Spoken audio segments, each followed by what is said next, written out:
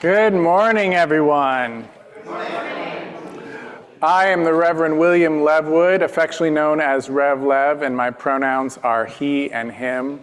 I'm the minister here at Accotink Unitarian Universalist Church. We open and welcome to the ancestral people of this land, acknowledging that our church, like all of Burke, rests on the unceded territory of the Manahoac tribe of the Great Sioux Nation. We seek healing and the realization of justice with the people of this land who live on in their descendants, the present-day members of the Monacan Indian Nation, the Patawomic Indian Tribe of Virginia, and the Piscataway Indian Nation. We honor the ancestors as we move toward healing so that all, together, shall one day know full justice. Good morning. Good morning. Welcome to Accotink Unitarian Universalist Church. I'm Christina Watts, and my pronouns are she and her, and I'm happy to be your worship associate today. If you aren't new to Accotink, look around. Do you see people that you haven't met or haven't spoken to in a while? Help us live up to our mission to be a welcoming and inclusive spiritual home for all by reaching out and making a connection. By visiting this congregation, newcomers are in a transition moment, and people in transitions are more open to new friendships. That means that your new best friend might be here this morning, and this is your chance to get to know them. Whether you're a longtime member or a newcomer or something in between, we encourage you to stay for our social hour, online or in person, immediately after the service. We're so delighted that you decided to join us today. Welcome. I invite you now to rise in body or in spirit and join in reciting our mission statement, or part of our mission statement, as we light our chalice. Words are on the screen. Let us say it all together now. Together we care in community.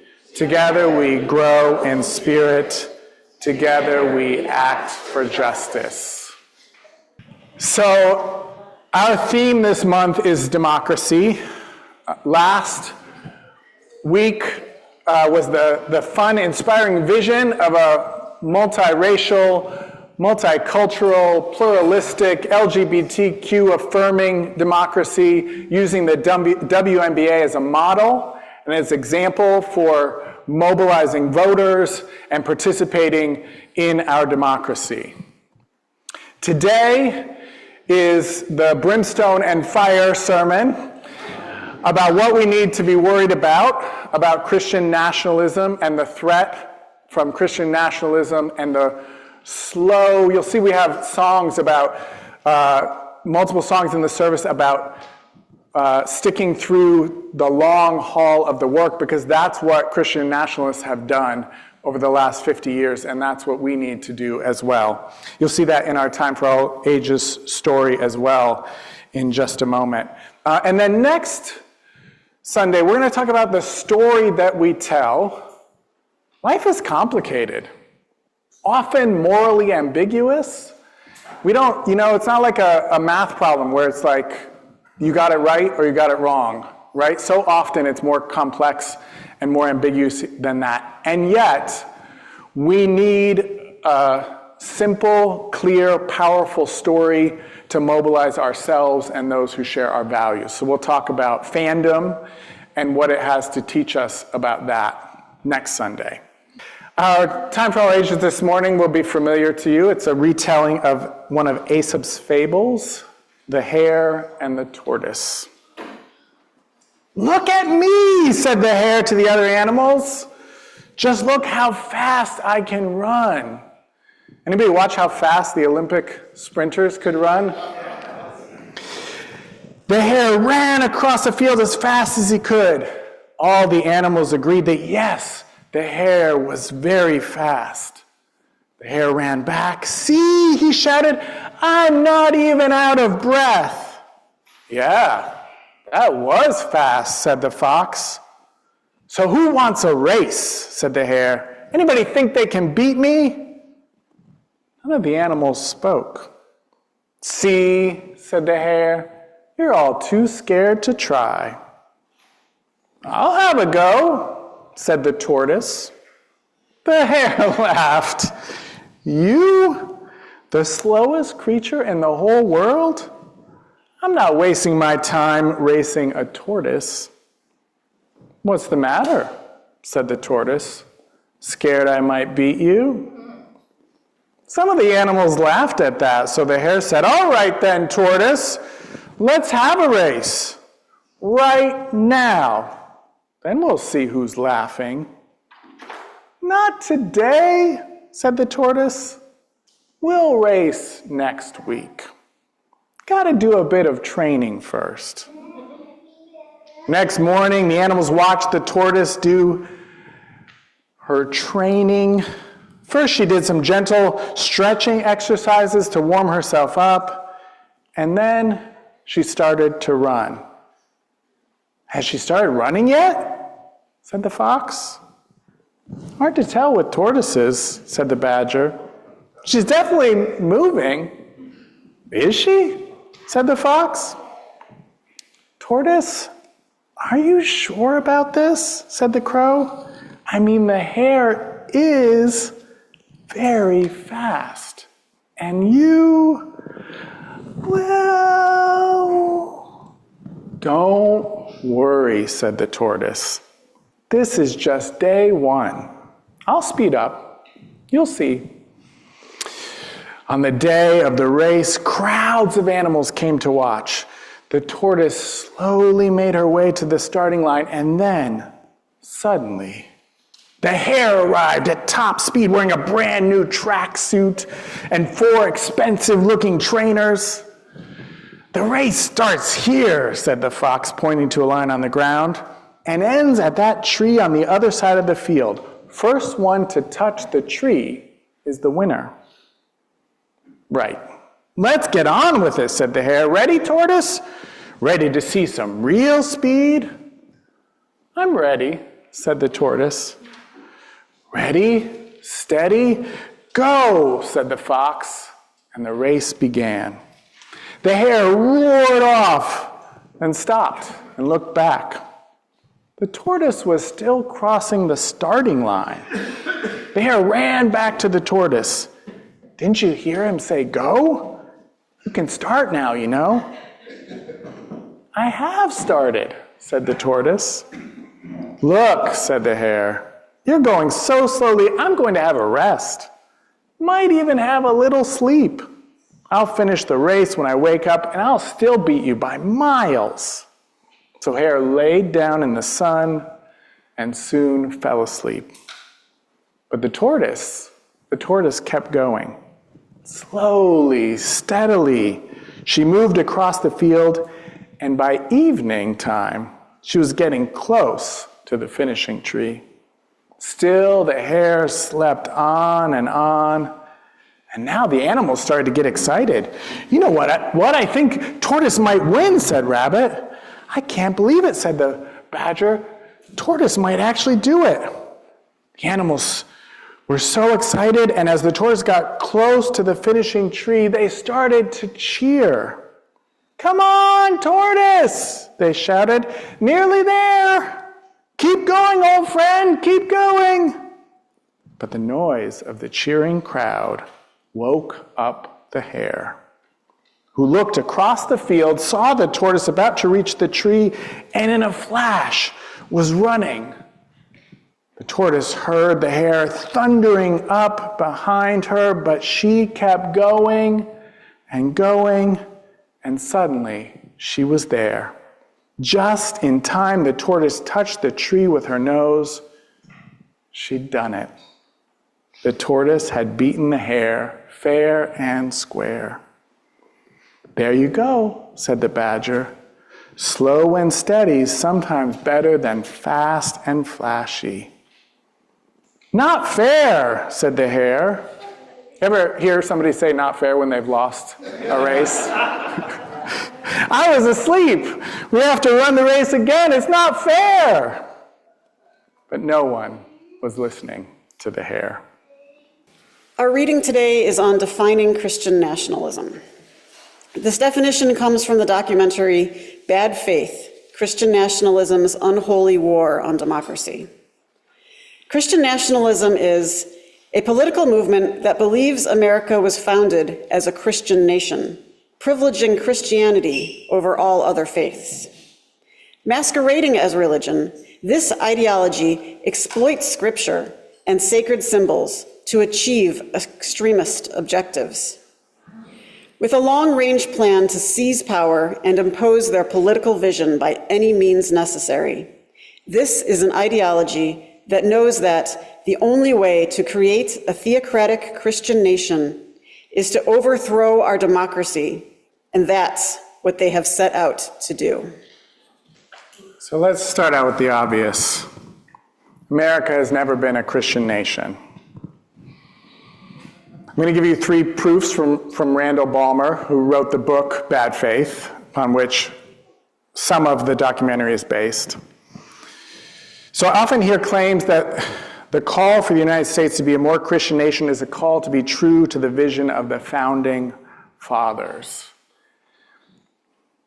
many of whom were our religious ancestors, actually. Now, this kind of originalist claim, even if we were to agree with the idea that we should freeze time and use the United States in 1789 as our gold standard for the nation America should be now and the future, even if we did that, this claim that the founders of this nation were enshrining America as a Christian nation is totally bogus. None of the founders would actually be welcomed in the churches of the conservative evangelical Christians claiming fidelity to them. The founders of this nation were a religiously diverse group who didn't want anyone imposing their religion on them. The founders were against kings, and they were against a state religion. Second proof. Against this idea that the United States has been and was meant to be a Christian nation. The Treaty of Tripoli from 1797, the time of George Washington's presidency. This treaty was read aloud before the U.S. Senate before it was ratified unanimously. The treaty explicitly includes this statement: the United States is in no sense founded on the Christian religion. Ratified unanimously by the U.S. Senate. Now, admittedly, this is a rather obscure treaty, and its purpose was to protect American maritime shipping from piracy in the Mediterranean. So, of course, the most definitive proof the United States never has been nor never was ever meant to be a Christian nation is the First Amendment, which prohibits the establishment of a state religion. As Randall Balmer puts it, the founders recognized that the establishment of a state religion was a form of tyranny. And in its place, they put forth this radical idea that it's the people who should be able to decide how they worship rather than having it dictated to them by the state. Side note, you know who did want America to be a Christian nation later on in our history? The Confederacy at the time of the Civil War. That's a clue, and we'll come back to that clue later. For now, let's begin with the so-called moral majority, which emerges in the early 1980s. And let's be clear, right from the beginning, it's not a majority, never has been a majority. At most, it's a sizable minority. According to Samuel Perry, a sociologist at the University of Oklahoma, recent survey data shows that about a third of Americans are either friendly to or true believers of Christian nationalism. It's a little scary. Friendly to or fully committed to the belief that the federal government should advocate for Christian values, that there should be no separation between church and state, and that we as a country have a special relationship with God. But it's still only a third, and that's after 40 years of strategic work by the religious right to convince Americans of their radical vision for America. That's not a majority. It never has been a majority. This is very important. The primary architect of the so-called moral majority has been Paul Weyrich, And the goal has been for Waywork's vision of religion to dominate every aspect of American culture and society. According to Ann Nelson, author of the book Shadow Network, the religious right has known all along that they didn't have the support of the majority of Americans. And Waywork is on record as saying, you can see him in the documentary, he's on video saying, I don't want everybody to vote. Elections are not won by a majority of people. They never have been from the beginning of our country, and they are not now.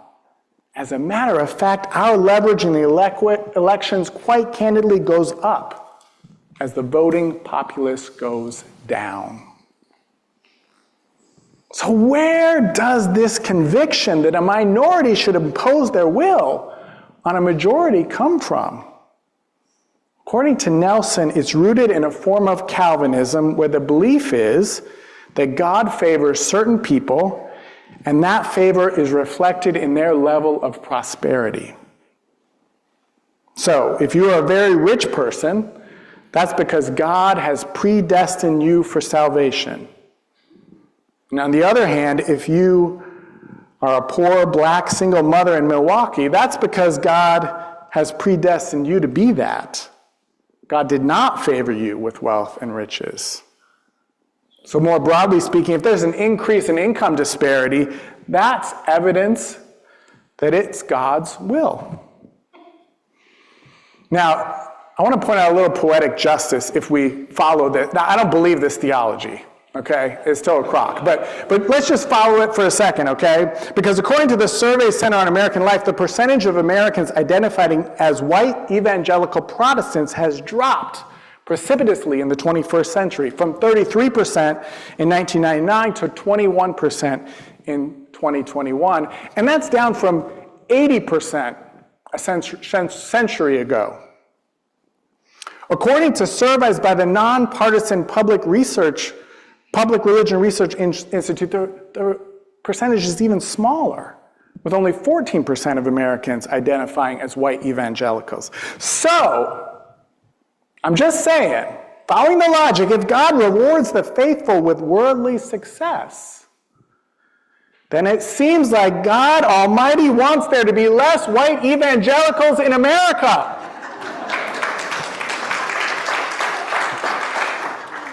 Of course, I'm just being playful. Humans have more free will and agency than this, and because of that, all of these things can change. That's why we're talking about this. But it is a little fun to apply this theology to present-day America, because insofar as there is a majority in America, it sure as hell ain't the religious right. They're a small and shrinking minority. And just a note to underscore the racial and racist core of all this, which I'll say more about in a little bit. The religious right isn't even a movement for evangelical Christians. It isn't even that. Not only isn't the white evangelical moral majority movement the movement of a majority of Americans, it's not even a minority movement for all evangelical Christians, because it doesn't reflect the views and political convictions of evangelical Christians of color. It's a movement by and for white evangelicals. Research by Janelle Wong, professor of sociology at the University of Maryland, demonstrates that while evangelicals of color align closely with white evangelicals theologically, they often have drastically different views on politics and contemporary issues like refugee resettlement, immigration, income inequality, and race. So once again, even though I'm fairly confident that most of you are on the same page that worldly success in this life isn't proof of God's favor, just in case you are looking for evidence that God is intervening in the world, I want to let you know that unlike the precipitous 21st century decline in the number of white evangelicals in America, the numbers of black and Hispanic evangelicals are holding steady. Perhaps God is showing favor to God's people. But let's come back to the anti-democratic theological foundations of the religious right's ideology and agenda for America. Let's break it down and follow the logic. So, if you believe in this particular form of Calvinism, that humans are morally depraved victims of original sin with little, if any, ability to make the world a better place, then it makes sense to put your faith in an omnipotent God who has sent down a biblical playbook for life, and by the way, predestined only a small number of humans to take up that mantle. And furthermore, it makes sense for that playbook to take precedence over the will of a majority of flawed, sinful humans, tragically and foolhardily engaged in democratic choice-making for themselves. So I think it's important at this point to reveal a well-kept secret about the religious right's so-called moral majority movement. The religious right has placed a lot of emphasis on abortion. One could go so far as to say this has been the moral center of the movement. There's a whole mythology explaining how the religious right emerges as a reaction immediately after Roe v. Wade. But the religious rights movement didn't start in response to Roe v. Wade. In fact, in the immediate wake of Roe v. Wade, there was no outcry from white evangelicals. There was silence, and there was ambiguity. They didn't even have one view on it. The religious right had its genesis in a different Supreme Court decision. A 1971 Supreme Court decision to take away tax-exempt status from schools that practiced racial discrimination. So now we can start to see why a primary goal of the religious right has been to secure control over the Supreme Court, not to overturn Roe v. Wade, but to uphold patriarchy and white supremacy. According to Lisa Sharon Harper, president and founder of Freedom Road, if we look at American history, a conservative majority on the Supreme Court has never protected the rights of people of color or women or any minority. So if your goal is to preserve white patriarchy, then you want a conservative Supreme Court. The masterminds of the religious right, Harper continues, did not raise the white supremacy flag. They knew they couldn't openly fly that flag, not in the United States in the 1970s, so they raised the abortion flag in order to get the same result. And they got it. After 40 years, they got it. The movement of the religious right, the movement of the so-called moral majority, is an anti-democratic movement strategically designed to disenfranchise a coalition of marginalized groups, including women and people of color, through the implementation of voting restrictions, extreme gerrymandering, the packing of courts, including but not limited to the Supreme Court, so that a moral minority, a so-called moral minority, can destroy American democracy in favor of seizing power for a Christian nationalist theocracy that can impose its will on the true majority of Americans. And at best, we can say that Christian nationalism has some support of about 1/3 of Americans, principally those white Americans who identify as evangelical Christians, though let's not put them all in the same boat. 20% of white evangelical Christians did not vote for Donald Trump. But I believe that the majority of white evangelicals have been duped. That most white evangelical Christians have been sold a bill of goods, shiny fruit with a rotten core hidden at the center. I believe that most white evangelical Christians are not committed racists. No, most white evangelical Christians, just like most white Americans, are actually what we might call accidental or inadvertent racists. Just like most white Americans, white evangelicals put up with policies that wreak economic havoc on Americans of color, especially Black and Indigenous Americans. And let's just note that no political party is addressing the root, the systemic causes of racism. Since this whole moral majority BS started with keeping schools racially segregated, Let's acknowledge that no political party is addressing the root cause of the continued, unequal, de facto segregation in our schools. The combination of red lighting that created underprivileged ghettos in America, robbing Black Americans of access to generational wealth, and the funding of public schools through property taxes. That's what keeps de facto racial and economic segregation in place. There's a clear solution we could and we all should get behind if we're really committed to ending it. Distribute funding for public schools equitably, and you not only end de facto school segregation, you make a big dent in one of the root causes of the affordable housing crisis. Because you can't charge super high housing costs in exchange for good quality schools if all the schools are equally funded and therefore equally able to provide your children with a high quality education.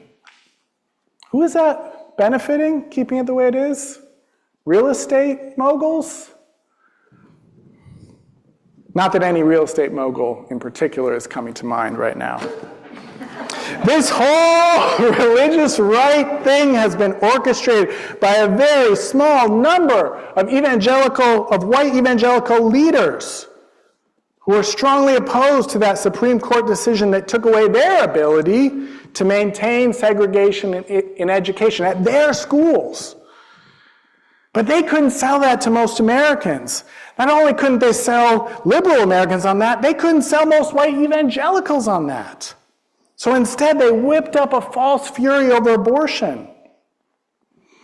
What the leaders of the religious right have done successfully over the past 40 years is to radicalize a significant minority of Americans into an extremist ideology with an anti-democratic agenda, drawing them into a political movement, many of them, though sympathetic to some of its views, wouldn't support if they knew the truth about its racist underbelly. So let's talk about Christian principles. Reverend Ken Peters, minister of the Patriot Church in Knoxville, Tennessee, is a Christian nationalist. In the documentary, he says this: "Our forefathers built this country upon Christianity and for Christians." Now, I cannot agree with that. It's factually false and morally bankrupt. I'd have a hard time sitting down and having coffee with Reverend Ken Peters. But he also said, "We founded this country on Christian principles. They've been good to us, so let's stick with them." And this, to a degree, I think I could agree with. Insofar as Christian principles align with universal principles of ethics widely held in common by Christians, Muslims, Jews, Hindus, Buddhists, atheists, and just about any other religious or non-religious group you can think of in the world. Do I want those basic, universal, ethical principles forming the foundation of American life? Yes. Yes, I do. And here, I believe, is where there's hope for bridging the divide between Americans in our increasingly polarized nation. And there is precedence for this.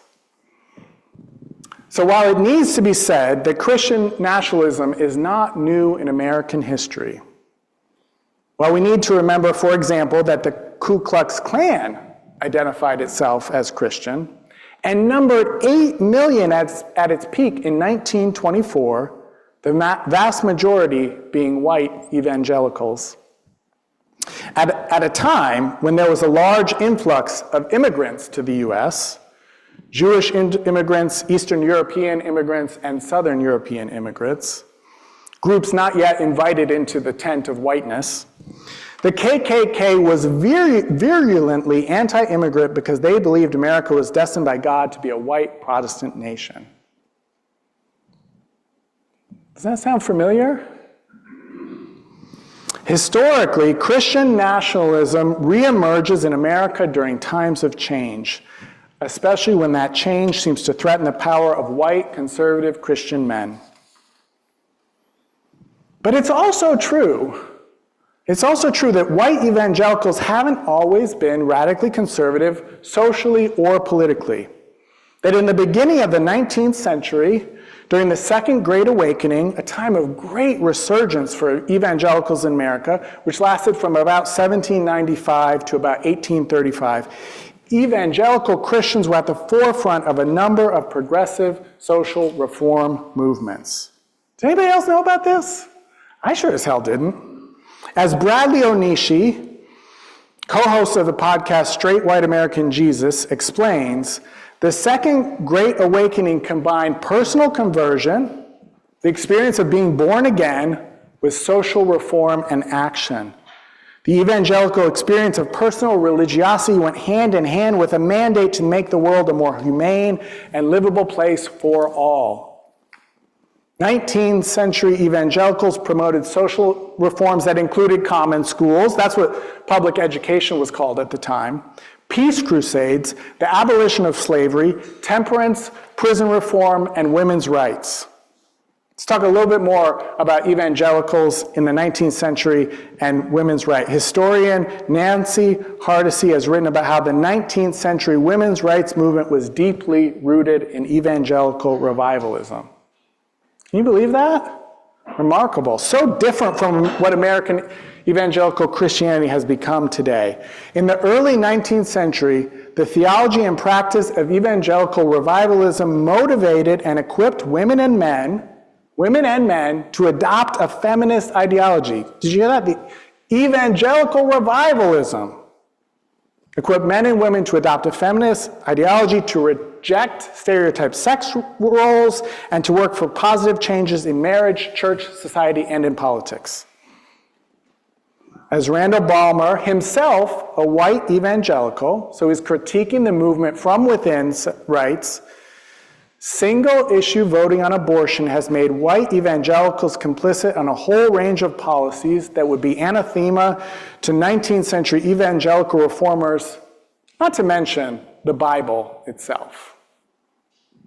Hopeful about the future, Balmer writes, a fresh reading of Jesus' injunction to feed the hungry and welcome the stranger, or an appreciation for evangelical social reform in the 19th century might prompt evangelicals to reconsider their views on immigration, public education, their attitudes about prison reform and women's rights, and their support for tax cuts for the affluent. Jesus, after all, Balmer continues, enjoined his followers to care for the least of these. And taking these words seriously could very well prompt a redirection of the evangelical political energies, even a rethinking of single-issue voting in favor of a broader, more comprehensive appraisal of political agendas.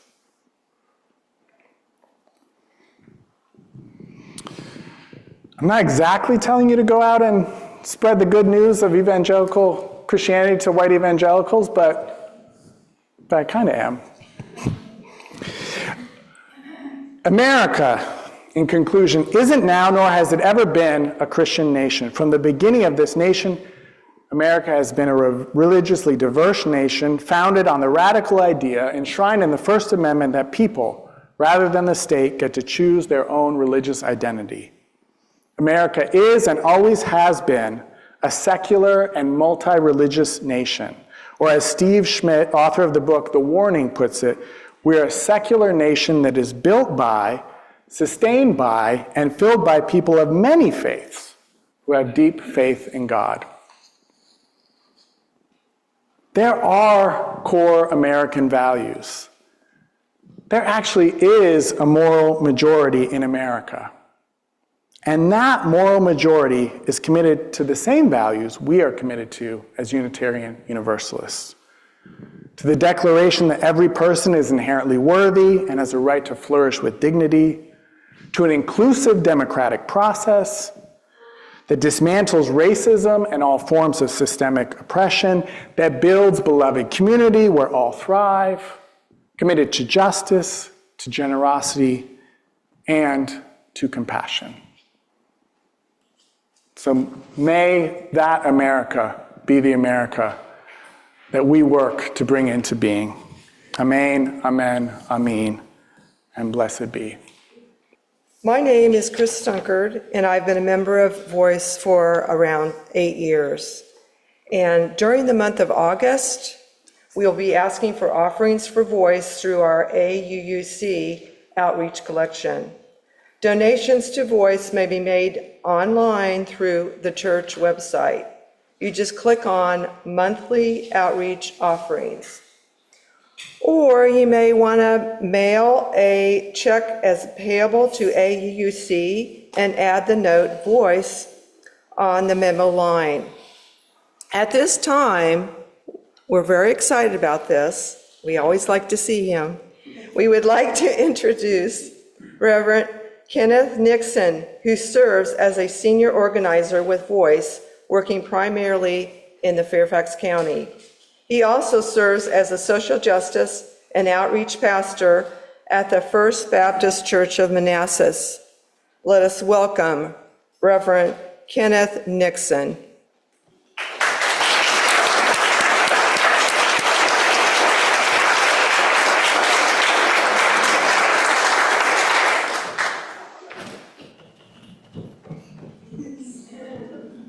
Good morning, good morning, good morning, good morning. I was hoping Reverend Levwood went a little bit longer, but, longer. I'm Baptist.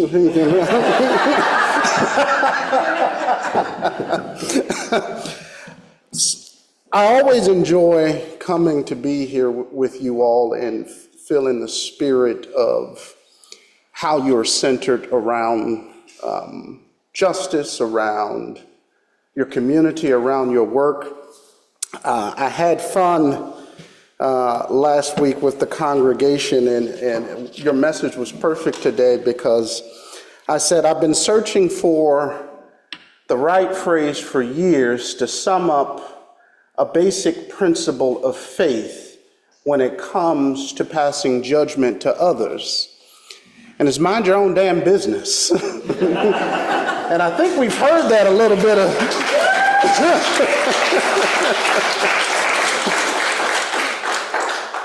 And I think it was a good phrase that helped people understand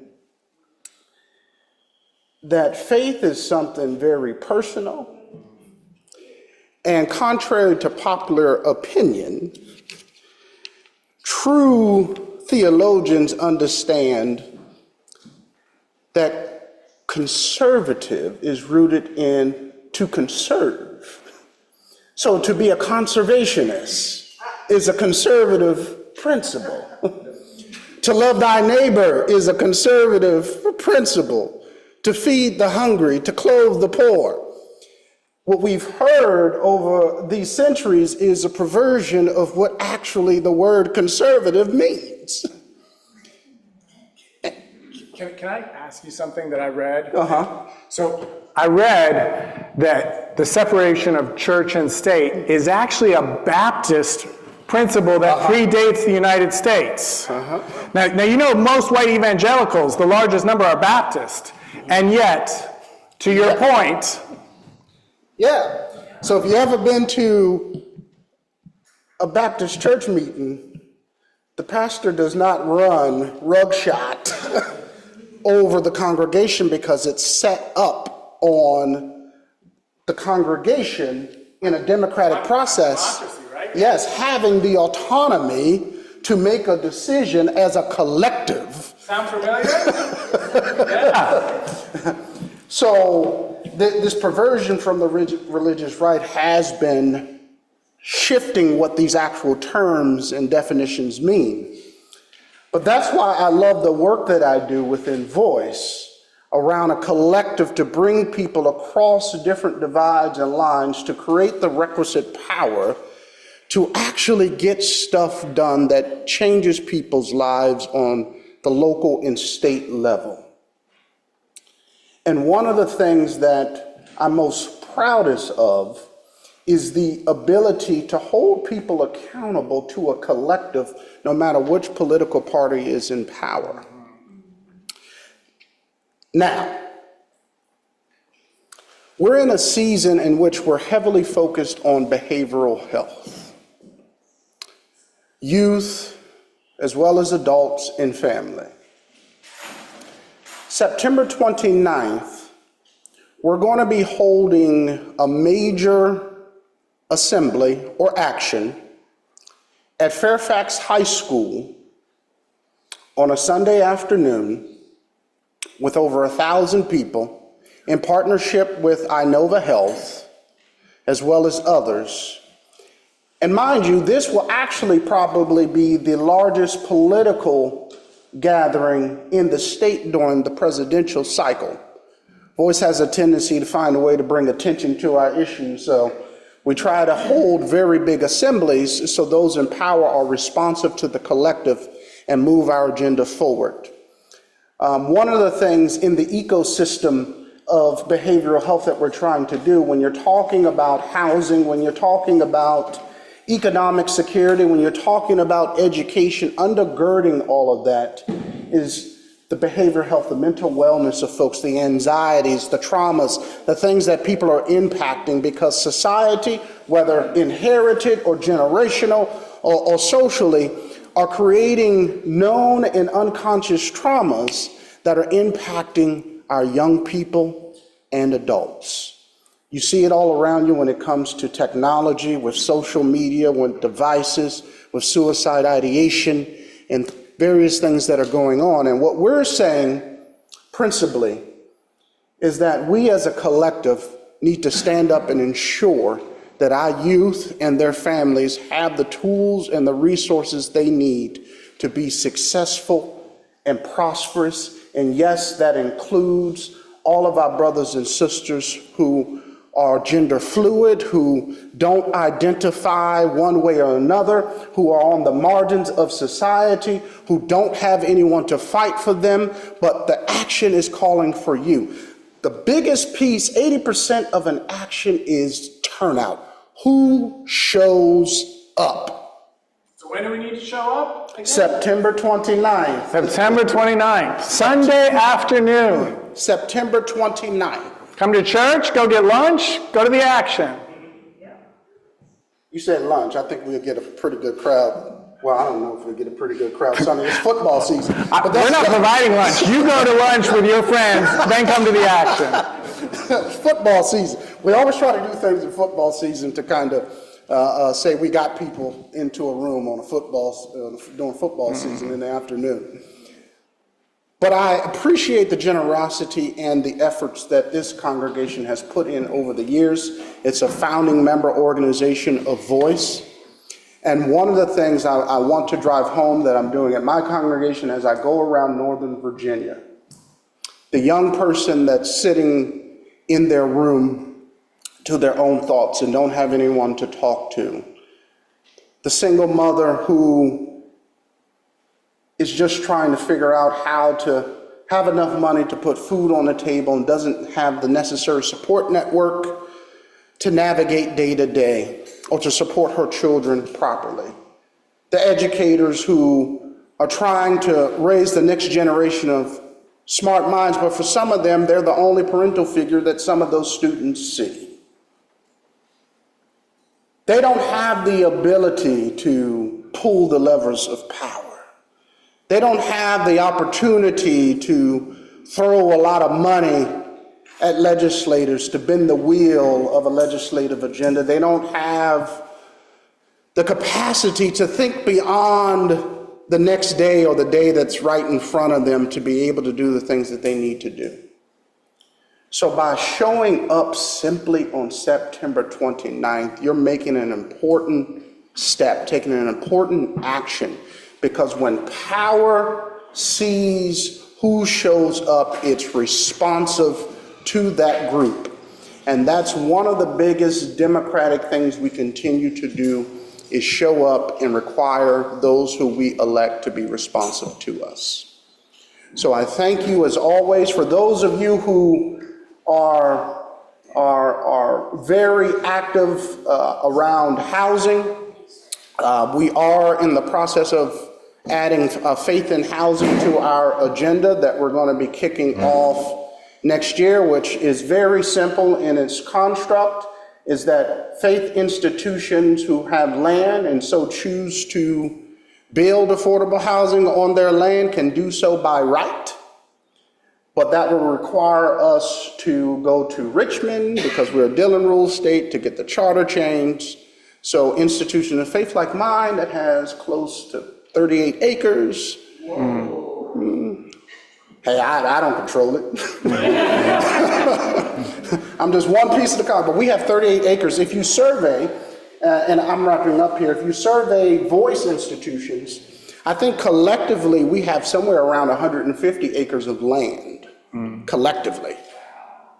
But imagine the chaos of us trying to do affordable housing projects with all of us in different jurisdictions that have different rules, that have different timelines, versus knowing that Richmond can change that because it's a Dillon Rule state and give institutions of faith, and the campaign is called Yes in God's Backyard. And they're doing something similar in California, and we're going to try to bring some of that to Virginia.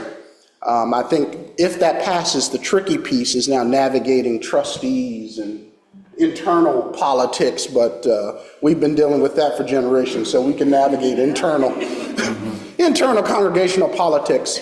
But I thank you all for the work that you're doing.